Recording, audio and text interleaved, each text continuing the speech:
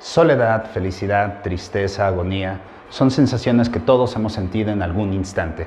Sin embargo, a lo largo de la historia de la humanidad, estas preguntas o estos sentimientos se volvieron preguntas. A lo largo de la misma historia de la filosofía, estas fueron las grandes preguntas que marcaron la existencia de muchas personas y no solamente de niños de 15 años. Hay una línea o una corriente filosófica que permite entender todo esto. ¿Por qué vivo? ¿Para qué existo? ¿Por qué nací? ¿Por qué yo no le pedí a mis papás nacer? ¿Por qué estoy aquí en este momento y en este instante? Y dicha corriente filosófica se llama existencialismo. Y tenemos a alguien para que te explique. Lo primero que uno podría decir del existencialismo es la actitud que surge cuando ves que alrededor no hay nada que hacer. Piensa, por ejemplo, cuando después de que cayeron las bombas en Hiroshima y Nagasaki, pero después de que Alemania está hecho pedazos, no, toda Europa está hecha pedazos. Toda Alemania, entre ellos se dispararon, se bombardearon. Digo, europeo y te creías la flor innata de la intelectualidad, de la libertad y del republicanismo, incluso de la democracia. Y efectivamente, el existencialismo surge ante un escenario social complicado. China con una revolución cultural, Estados Unidos y Rusia, o la URSS en ese entonces, con la tensión de los misiles y la Guerra Fría. Todo Latinoamérica en conflictos sociales, culturales y económicos. Ahora imagina lo siguiente, imagínate que tú estás viviendo en Francia y que eres un pensador y que lo que piensas son preguntas tales como ¿para qué existo? ¿Hacia dónde voy?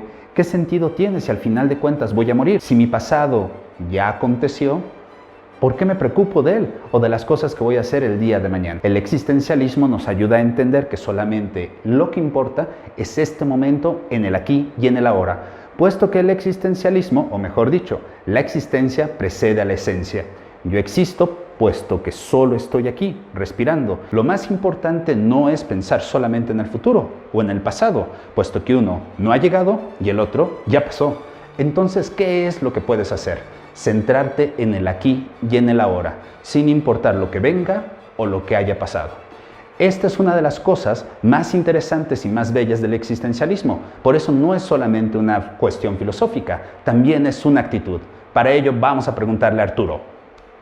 Y entonces Kierkegaard, que es un escritor magnífico, bueno, pues es una persona que explora desde el punto de vista filosófico y psicológico qué significa estar angustiado. ¿Qué significa verdaderamente estar angustiado por la muerte? Y estar angustiado porque uno no se angustia por la muerte, ¿sí? Sino se angustia por la muerte en vida, por sentir que por adentro estás seco, por sentir que no tienes ninguna pasión por vivir y por sentir que nada te motiva lo suficiente, te digo, para estar bien en esta tierra o incluso para quedarte, ¿no? Escribe mucho en primera persona y ese es un relato del existencialismo. O sea, es yo lo que siento, mi angustia, mi muerte, mi posición frente a los demás. Y sí, una actitud con respecto al existencialismo es como si vieras un abismo y aventarte hacia él. No importa, ese abismo se llama vida. Hagas lo que hagas, nada va a importar, puesto que a lo largo de los años, a lo largo de las generaciones, es muy probable que seas olvidado. Entonces, si eres olvidado o olvidada, lo más interesante es que te diviertas y vivas en este instante, así como sufras, te sientas triste, desesperado, te preguntes, reflexiones, te cuestiones todos los días. Y si tú crees que todas estas preguntas solamente se las hacen adolescentes que no tienen nada que hacer o que perrean todos los días, esto es mentira. Los adultos también lo hacen todas las noches que se van a dormir. Solamente como tienen que guardar o tenemos que guardar las apariencias de que sabemos de qué va la vida y qué es lo que queremos hacer y hacia dónde vamos, pues pareciera que no lo decimos. Sin embargo, desde este instante hasta el final de tus días, este tipo de preguntas como ¿qué es lo que estoy haciendo con mi vida? ¿Para qué nací? ¿Y hacia dónde voy? Marcarán toda tu existencia. Entonces, ¿por qué no mejor dedicarse a vivirle a la vida a su talla y seguir viviendo? Gracias.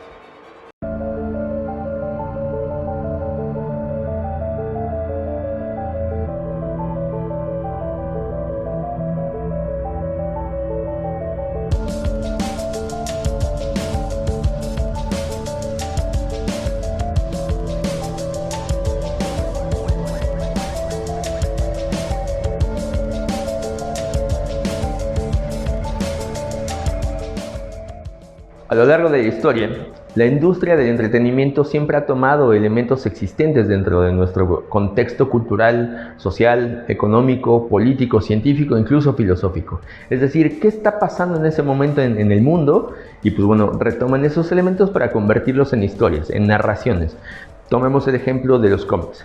Los cómics son uno de los más grandes íconos de la cultura popular. No escapan a este asunto. Por ejemplo, vamos a hablar de el Capitán América, ¿no? Este ancianito que lanza su frisbee contra los malos, pues bueno, tiene su origen justo en la Segunda Guerra Mundial, cuando Estados Unidos necesitaba de un símbolo nacionalista. Qué mejor que un superhéroe. Existen momentos históricos muy importantes dentro de la ciencia. Vamos a hablar específicamente de la energía nuclear.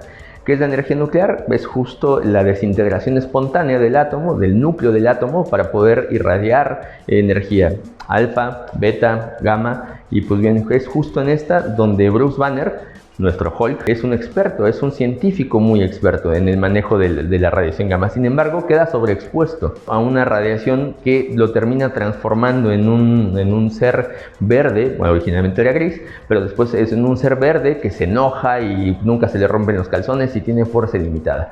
Hulk. Pasa algo similar también con Spider-Man, ¿no? Nuestro amigable vecino, que pues es un morro teto que pues tiene como 15 años, que pues de repente lo pica una araña. Y también como Hulk, más allá de darles un super cáncer a los dos o un super tumor, les termina por dar superpoderes. Esto es un reflejo de lo que estaba sucediendo en ese momento en la física. Pero ¿qué está pasando ahora? Dejemos que Juan nos los explique. Pues tenemos que mencionar principalmente a la cuántica. La cuántica, a pesar de ser una rama de la física o una especialidad de la física que no tiene más de 120 años que nació, sigue dando de qué hablar. Es algo que los físicos todavía no se pueden explicar bien y que sigue causando muchas sensaciones extrañas en los científicos. Siempre aparecen cosas nuevas y siempre brindan nuevas cosas. Y la cuántica nos ha servido para desarrollar nueva tecnología, el láser, muchísimas cosas. Y a pesar de que hay muchas cosas que no entendemos, sigue proporcionando hay mucha tela donde cortar para generar contenido y para generar diferentes cosas, diferente tecnología. Son los agujeros negros todavía no se entienden, se tienen ciertas teorías. Y por ejemplo, hasta hace apenas un par de años se pudo tomar la primera foto de un agujero negro. Pero ¿qué pasa dentro de un agujero negro? Todavía no se sabe, es física de frontera, son cosas que se siguen estudiando. Partículas elementales, todo esto que se hace en los aceleradores de partículas, el LHC, que tiene que ver con materia oscura y energía oscura, son cosas que la teoría la predice, pero experimentalmente es muy difícil de obtener. Entonces la física sigue creciendo, ¿no? Así como dice Juan, agujeros de gusano, física cuántica, multiversos, teoría de cuerdas, todos estos hitos de la física moderna se encuentran presentes en la serie que vamos a analizar el día de hoy, que es justamente Rick and Morty. Pues bien, Rick and Morty no es una serie que pretenda ser un documental científico, no lo es, por lo tanto no tiene este rigor como tal. Sin embargo, retoma elementos de la ciencia, elementos existentes en la física moderna y los hace exageraciones, los convierte en ciencia ficción, algo que funciona muy bien para su narrativa. Tomemos el caso de la pistola de portales. Rick tiene esta cosa, no es su cosa, que le permite generar pues unos mocos bidimensionales que le permiten cruzar o conectar dos lugares del espacio-tiempo. ¿Cómo lo hace? No nos explican. Sin embargo, pues bueno, algunos físicos nerds se han podido investigar este tipo de cuestiones y dicen que es un agujero de gusano. ¿Qué es un agujero de gusano o un puente Einstein-Rosen? Pues precisamente un lugar en el cual conecta dos lugares del entramado espacio-tiempo. Y entonces podemos tener esta conexión, que si bien dicen los físicos que no se vería bidimensional sino tridimensional como una esfera, pues bueno, no es como tal el propósito hacer ciencia como tal, sino simplemente sembrar la semilla, es decir, que tú y yo nos entendamos en esta parte de decir, ok, voy a investigar un poquito más sobre eso porque me causa curiosidad. Y justo ese es el punto de los multiversos, de las grandes cosas que mencionan a lo largo de toda la historia. Pero bueno, dejemos que sea Juan quien nos explique qué onda con esos multiversos, ¿va? Pues a lo largo de, ¿qué fueron? 20 años, muchísimos científicos y científicos top, o sea, Heisenberg, Pauli, Dirac, muchísimos, Schrödinger, se esforzaron demasiado en querer resolver estas cosas. Entonces, la interpretación de Copenhague nace o surge cuando Schrödinger y Heisenberg empatan sus teorías, las juntan y empiezan y tratan de explicar el porqué de las cosas, el porqué de fenómenos que la física clásica no puede explicar, pero las teorías que ellos habían establecido sí. Y la interpretación de Copenhague, que está más orientada hacia Heisenberg y hacia su grupo, que eran muchísimos científicos, lo que dice es que a pesar de que nosotros podemos describir un sistema cuántico como una función de onda, como una ecuación que se comporta como una onda, no es tal cual una onda, sino es una función de probabilidad. Y entonces esa probabilidad lo que hace es que nosotros tengamos múltiples opciones, siempre, todo el tiempo, pero en el momento en que el observador o la persona que hace el experimento mide, solo tenemos un resultado. Y eso es algo súper raro, es como pensar que tenemos muchísimas posibilidades y en el momento en que nosotros abrimos los ojos solo se genera un resultado, y eso es algo que se vuelve hasta filosófico, ¿no? Da mucha información y da posibilidades infinitas. Pues así como nos cuenta Juan, los multiversos es una interpretación de la física cuántica, una interpretación del equipo de Copenhague en la cual pues no muchos científicos están de acuerdo con esta teoría porque es una salida, digamos, un poco fácil a las paradojas, a todos los problemas que representa. Y se genera justo cuando existe la probabilidad de que se puedan dar dos estados cuánticos. Pues bueno, lo que dice esta teoría es que a partir de esa disyuntiva, de esa disyunción, es que se generan dos líneas de universo, una línea de universo paralela a otra. Entonces existe un multiverso para todo. Hay un universo en el cual ella sí te hizo caso, hay un multiverso en el cual tú eres su crush y la desdeñas, ¿no? Hay un multiverso en el cual no sufriste por eso. Entonces todo esto converge en Rick and Morty. No es una serie científica, volvemos a repetir. Sin embargo, nos abre la puerta para explorar un montón de probabilidades, un montón de conocimiento que se encuentra ahí en una serie de entretenimiento, velado un poquito por este formato de humor negro, de sarcasmo, y de un montón de elementos filosóficos, sociales, que pues bueno, todo eso converge y nos encargaremos de demostrarlo y platicarlo hoy acá en Crónicas Terrestres. Hola banda, hoy estaremos hablando de Rick and Morty. Y como ya tuvimos el acercamiento hace un momento con estas cápsulas, es decir, desde una visión un poco distinta, pues es el momento de hacer esta conjunción, que de hecho pues de eso se trata Crónicas Terrestres. Sí, primordialmente es esto de darnos cuenta de las cosas que nos han hecho, nos han motivado, nos han como sugerido pensar, ¿no? A mí primordialmente algo que quería decir es que Rick and Morty me dio esta impresión, este juego extraño de asco, mezclado con el cinismo de los personajes, con la animación como grotesca, molesta, ¿no? No sé si te pasó, pero a lo largo de todo el primer capítulo yo estaba de... no quiero ver esto, aparte tiene muchos clichés, científico loco, el morrito puberto, con fijaciones sexuales, una familia derrotada, ¿no? Pero no sé por qué, seguí. A mí, de hecho, justo me pasó, a mí me lo recomendó un amigo, nuestro productor. Y pues la verdad, sí, cuando me dijo, tienes que verlo, son de estas series que no te puedes perder. Dije, ok, va, le voy a dar el primer capítulo. Después de un montón de tiempo que me estuvo diciendo, ya, velo, ¿no? Entonces comencé a verlo y la neta sí fue así como, no, creo que no es algo que me pueda gustar, ¿no? Sobre todo por esta sensación de incomodidad, ¿no? Y obviamente digo, sí, está atascado de clichés y de referencias, ¿no? Pero pues bueno, yo creo que esa es una de las ventajas, ya que le empiezas a agarrar el modo y dices, ok, ya, voy avanzando poquito a poquito, voy avanzando capítulo 1, 2, 3, 4 y de repente, ¡pum!, explota todo en el 6. No, y algo pasa en el 6, ¿no? Imagínate, tengo una hipótesis, ¿no? Me parece que Morty es como la representación del humano. O sea, es algo muy... se da cuenta de su existencia, tiene todos estos sufrimientos muy propios del ser humano, los se enamora... dilemas éticos que se lleva a cabo en el Morty. ¡Claro! Y por ejemplo, esta idea del amor, ¿no? En el capítulo 6, donde todo explota y donde particularmente creo que me empieza a atrapar, ¿no? Es cuando Morty le pide la pócima de amor a Rick, y Rick le dice, sí, lárgate, no me importa. Y se va. Y lo que me parece interesante o fantástico es cómo los valores morales o la posibilidad de nada importa se materializan en ese capítulo. ¿Por qué? Porque al final de cuentas se destruye el universo, solamente por amor. No, a mí me deja... Oh. Sí, de hecho, ahí en esa parte es a mí particularmente, sí me había venido gustando, ya me había atrapado con algunas referencias a películas icónicas, obviamente, desde Back to the Future hasta Jurassic Park, Pesadilla en la calle del infierno. Sí. Entonces, ok, creo que entiendo un poquito cómo va, ¿no? Es una serie que trata de no tomarse nada en serio, parodiar y hacer como estas cuestiones. Sin embargo, fue justo ahí en el capítulo 6 donde destruyendo este mundo, creando puros monstruos Cronenberg, otra referencia, ¿no? Y de repente, pum, así se dan cuenta de, ¿sabes qué? Esto ya se fue al caos, así mejor, ¿qué hacemos? No te preocupes, existen otros universos en los cuales pues está todo igual, está tu familia, hay otra Jessica, ¿no? De la cual pues bueno, no se ha convertido en un Cronenberg, y hacemos esto, ¿no? Abandonamos este mundo a su suerte, dejamos que todo esto continúe así con su cauce natural, porque después lo retoman y llegan justo a ese nuevo multiverso, y no solamente llegan, sino llegan matándose a sí mismos.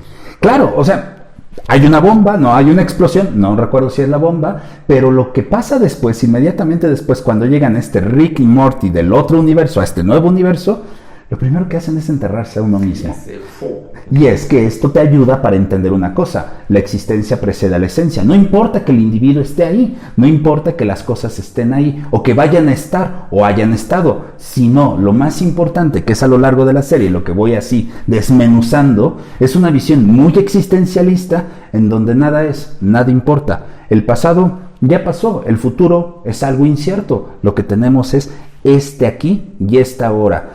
Me recuerda un montón, no sé, al Muro de Jean-Paul Sartre. Claro. Sí, de hecho, creo que particularmente Morty, yo siempre lo he relacionado o me recuerda muchísimo, por ejemplo, a Jesse Pinkman, ¿no? De Breaking Bad. Y sí, acostúmbrense, todo eso está lleno de referencias, ¿no? Referencias así de ese estilo. Entonces, ¿por qué? Porque Jesse Pinkman y Morty se la pasan sufriendo todo el tiempo. Son los humanos más humanos. Es existencialismo humanista que demuestra el hecho de que efectivamente aquí el que es consciente de su existencia es Morty. Rick va mucho más allá, es decir, Rick ya tiene un plan como mucho más avanzado. Además, estamos hablando de que la serie se trata de Rick, el Rick más Rick de todo Rick, el de la Tierra C-137. Entonces, y justo en este punto es donde abrimos la gran pauta, como ya lo platicamos hace un momento en la cápsula, a los multiversos. Esta teoría, yo sé que existen un montón de teorías de los multiversos, que si bien tienen como algunas cosas interesantes, particularmente de la interpretación de los multiversos que podemos ver aquí en Rick and Morty, es la que conocemos como la interpretación de la mecánica cuántica de Hugh Everett. Ajá, y que esto, yo por ejemplo aquí voy a hacer algo súper ñoño, ¿no? Yo sí le creí a Volver al Futuro, yo sí le creí a los viajes en el tiempo, yo le creí, y siempre he confundido multiversos con viajes en el tiempo. O sea, yo sí, si me preguntas en este momento, yo sí decía, sí, pues es que es como Volver al Futuro, o sea, Marty, vamos al futuro, y así como en otra película que se llama Viaje en el Tiempo. Todas las referencias tienen que ver, y en mi imaginario muy ignorante, pues siempre fue eso, ¿no? Pues sí, todo pasa porque puedes arreglar el pasado, y el pasado te va a dar el futuro que tú deseas. Esto es una tontería, creo yo. No es una tontería, sino son cosas bien distintas, y eso es lo interesante, ¿no? Realmente Rick and Morty sí tiene un sustento teórico muy importante, y ellos lo saben, e incluso los creadores lo dicen. No nos vamos a meter con viajes en el tiempo. Incluso en la temporada 4 hacen aquí una burla buenísima y bastante irónica, ¿no? Abierta, de decir, ok, te construye una máquina del tiempo, y después resulta que no, siguen manejando el mismo tema de los multiversos. En los multiversos no existen estos viajes en el tiempo, porque se asume que la flecha del tiempo, que es lo que marca la entropía, tiende a ir solamente hacia adelante. Es decir, la probabilidad de que suceda el estado más caótico, el desorden, y eso tiene una continuidad. Por eso es que no podemos regresar al pasado, y de eso lo saben los creadores. Por eso es que las teorías que se plantean ahí no son viajes en el tiempo, son únicamente cuestiones de multiversos. Y en particular esta teoría de los multiversos, de la interpretación de Hugh Everett, nos dice que existen un montón de tus. Hay un montón de Danieles, ¿no? Chale, esto, ¡pum! ¿Por qué? Porque imagínate que tú estás sentado en este instante y en este momento haciéndote preguntas súper locas, como ¿por qué nací? ¿Hacia dónde voy? ¿Qué sentido tiene tender mi cama si se va a volver a destender? Entropía. Y que a lo largo de todo el universo, pues puede existir dentro de este mismo universo otro cuate distinto a ti, pero que esté pensando lo mismo. Ahora multiplícalo por n número de universos, por n número de universos, por n número de universos. En otras palabras, un montón de Danielitos existencialistas pensando para qué nací, hacia dónde voy, qué es lo que quiero. Quiero hacer un programa de YouTube, me quiero Obviamente platicar de este tipo de cuestiones. Justamente eso es lo que retrata, y creo que es el punto que a Morty le vuela la cabeza. Claro. Le cae el 20 este existencialista, y además le cae como todo el peso de los multiversos cuando él, en la última escena justo del capítulo 6, él va paneando así, o sea, se hace un paneo de su cara completamente desconcertado diciendo, ok, ahí está mi mamá, ahí está mi papá, ahí está mi hermana, pero no es ni mi papá, no es ni mi hermana, no es nada de esto. Yo no pertenezco a este multiverso. No, claro, y es que si piensas en la entrada, o mejor dicho, en el siguiente capítulo, en el capítulo 7, donde Morty va y le dice a su hermana, oye, ya, bájale, en serio, ya bájale, porque ella está enojada con sus papás, porque nunca la entendieron. Y cuando le dice a la hermana, no te preocupes, mira, no me vas a ayudar con un dibujito que hiciste de mí. Y él le dice, no, quiero que voltees, mira, allí estoy enterrado yo mismo me enterré a mí. Nada importa, nada es. Vamos a ver televisión.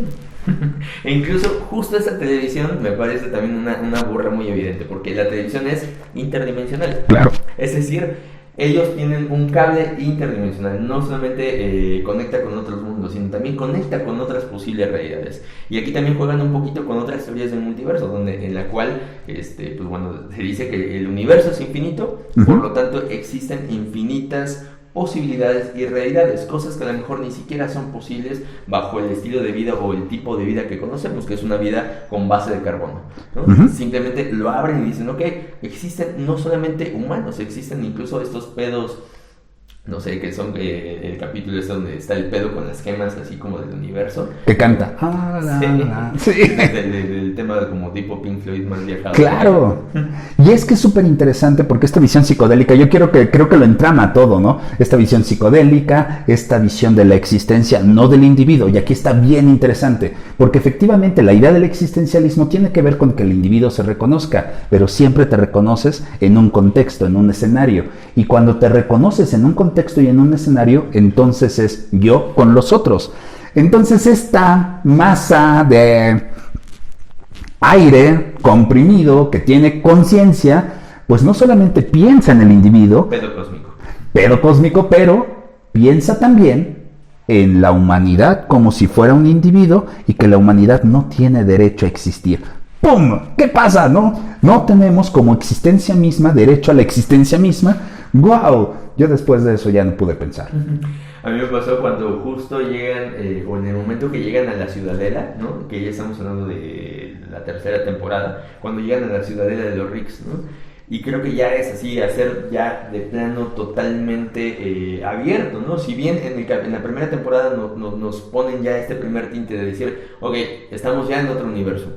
La tierra que conociste quedó ahí y después regresamos a ver cómo sigue y pues nos damos cuenta que hay un montón ahí como de problemas de gente subsistiendo, incluso la familia, ¿no? ¿Sí? Así como guerrera. Pero cuando llegan a la Ciudadela ya es ahí como el hecho de decir, sí, nos vamos a revolcar en los multiversos todo el tiempo, es decir, no tienes seguridad o certeza de nada, porque finalmente existen un montón de versiones, incluso pasan por ahí, ¿no? Todos el Morty Martillo, el Cangrejo, Morty Cangrejo, un montón de Mortys, Morty Policía, y Morty Político, Morty Malvado, ¿no? Y Morty Malvado e inteligente, que esta es como una disonancia dentro de todos los Mortys, pero que es una posibilidad dentro de los multiversos.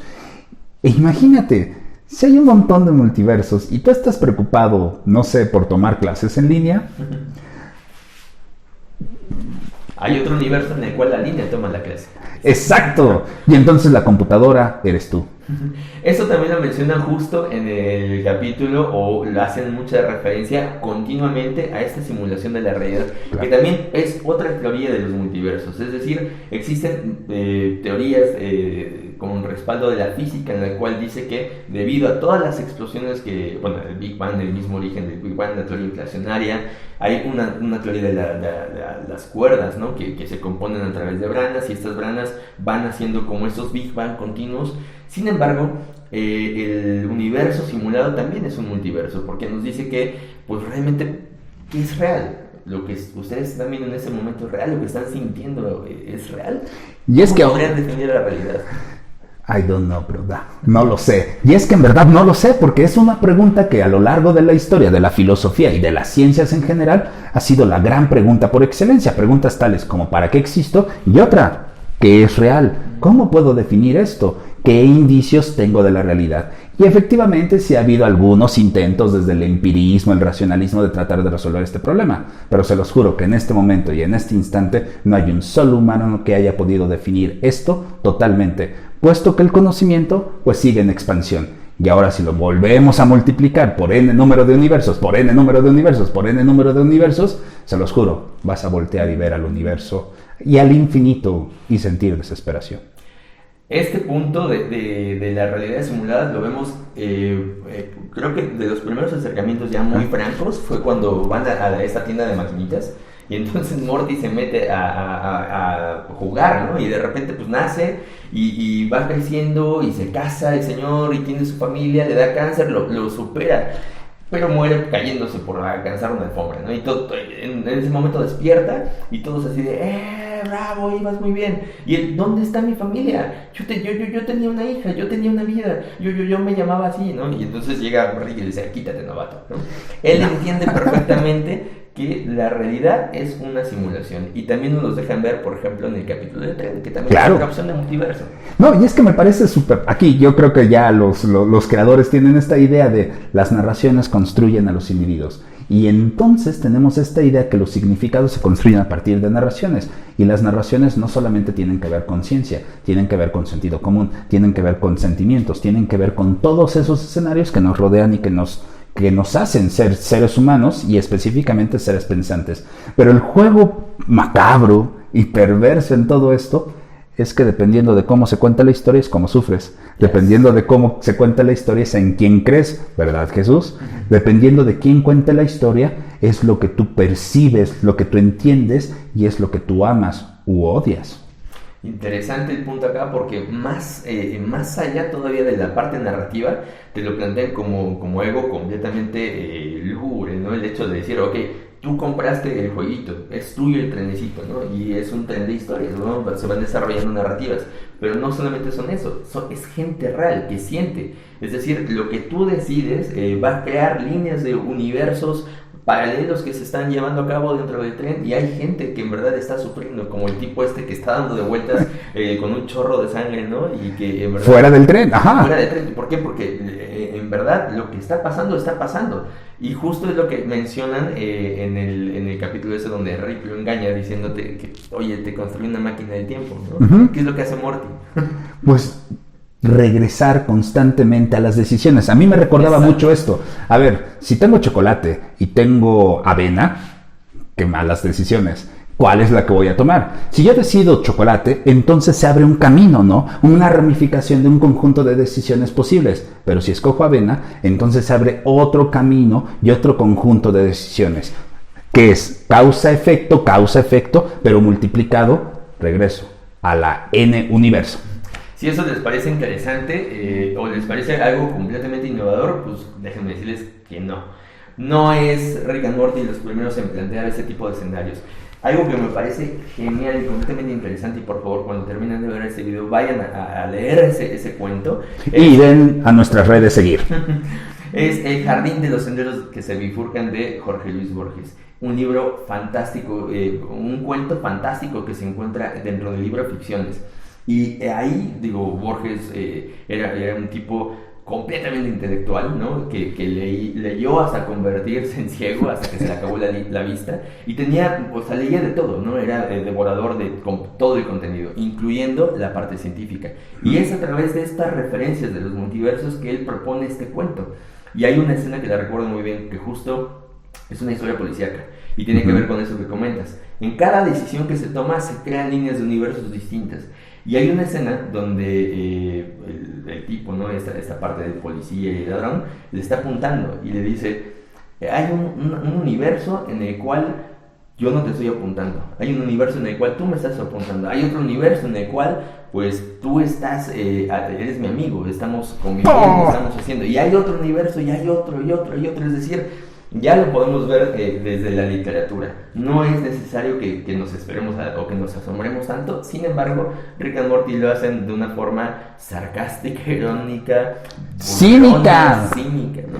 Y que de alguna otra manera nos permiten como hacernos preguntitas simples, o sea, con todo este cinismo, con honestidad, si lo quieres ver así, o sea, no tratan de engañarnos, no tratan de vender cosas como extrañas ahí, más bien tratan de construir preguntas, y dentro de esas preguntas, pues tratan de consolidar más preguntas, porque yo no veo que traten de consolidar esto es así, o esto es así, y esto debe de ser así. Más bien lo que hacen son sugerencias, cada quien toma la decisión de lo que quiere percibir, de lo que quiere entender, y de lo que quiere pensar. A mí otra de las cosas que me recuerda muchísimo es este tipo de aperturas, ¿no? De los temas. Yo soy súper fan de Spider-Man, ¿no? Y también creo que es uno de los referentes icónicos de todos estos multiversos. Tenemos el Spider-Verse, ¿no? Que tuvimos apenas una película buenísima también, donde ya se abre toda esta posibilidad y te explican, ¿no? Que al final de cuentas, pues el hecho de que tú seas parte de una existencia, que tú asumas tu existencia, pues no significa que seas el único, ¿no? Es decir, ¿qué es lo que te hace incluso especial, ¿no? Ahí lo dicen en Spider-Man, ¿no? La máscara no te hace especial. Cualquiera puede ponerse de máscara dentro de esta ampliedad, de esa vastitud de universos infinitos. Sí, y algo que acabas de decir me parece que un montón de banda ahorita le está haciendo sentido. No solo la felicidad, no solo la alegría y no solo todos esos sentimientos bonitos son lo que te hacen ser, inclusive el sufrimiento, el dolor, como en Peter Parker. Peter Parker se me hace el personaje más agradable que más sufrimiento le han podido infligir. Tiene panza de entrada. Sí, y entonces pareciera que todo este escenario, todo este sufrimiento lo tendríamos que liberar o no sentirlo o negarlo. Error. La existencia es ese conjunto de cosas que te cobijan y te acompañan y que están ahí metidas y que te hacen ser lo que eres. Así como Spider-Man llega a ser lo que es, híjole, Venom también y todos los villanos, ¿no? Creo yo. Algo interesante para que se lleven a casa, ¿no? El hecho de entender que estamos sumergidos en un montón de conocimiento que nos está bombardeando todo el tiempo de todas partes. Creo que ese es el propósito justo de este tipo de pláticas, el hecho de que ustedes puedan ver más allá de lo evidente, como bien decía Elena, ¿no? Que puedan entender que en verdad el conocimiento que nos llega a partir de industrias del entretenimiento que parecieran como, pues bueno, son caricaturitas, son los monitos animados, no, o sea, existe un trasfondo ideológico, científico, filosófico, que es justo pues nuestra misión. Claro, y si en este momento alguna de tus personas queridas o amadas que son adultos regularmente y te dijeron que estás perdiendo el tiempo por ver series, cómics, animes o cualquier otro modo de entretenimiento, diles que se sienten contigo a ver este programa. Porque programas como estos son aquellos que te hacen cambiar la visión, te hacen entender que existen un montón de cosas y que el conocimiento no solamente está en la educación formal, que no solamente está en la educación tradicional, no solamente está en los libros, está ya ahorita en esta era de la informática, en esta era de todo lo que podemos acceder con solamente un dedo, pues bueno, está a la mano. Y ese es el punto. Claro, y en este momento les vamos a pedir que sigan en nuestras redes Crónicas Terrestres, les va a encantar, estamos en Twitter, Facebook, YouTube e Instagram. No se olviden de compartir este video, recomendarnos y esperamos que les guste. La verdad tenemos programas muy nerds, muy ñoños, pero que seguramente te van a gustar. Gracias.